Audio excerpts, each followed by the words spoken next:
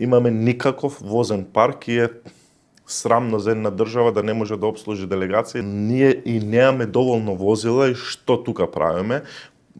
Прво, ги бараме возилата на бившите преседатели, кои што сме им ги дали да ги кои што имаат кои што право им следат, да следуваат, така. да.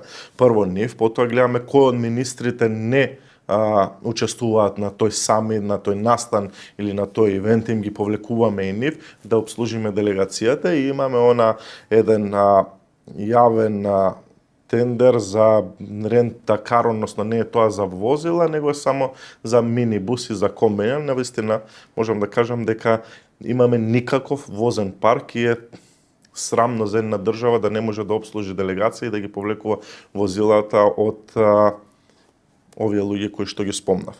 За таа цел ние сме во постапка на истражување на пазарот. Сакаме да набавиме 2 минибуси, односно комбиња, едното да биде 8+1, другото да биде VIP 4+1. Возила кои што ќе ни служат утре за пречек на вакви делегации, кои што ќе заменат 3 или 4 Шкоди, ќе можеме тука ги сместеме. Нема да објавуваме никаков тендер понатака за рентакар на возила, практично и заштедуваме.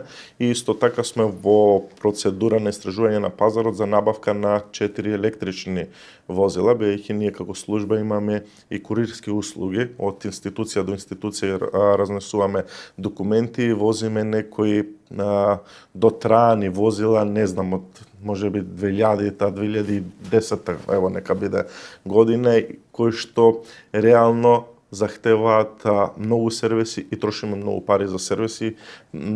Правевме некои пресметки, анализи дека поисплатливо ни е да земеме електрични возила, бидејќи тие ќе кружат само низ градот.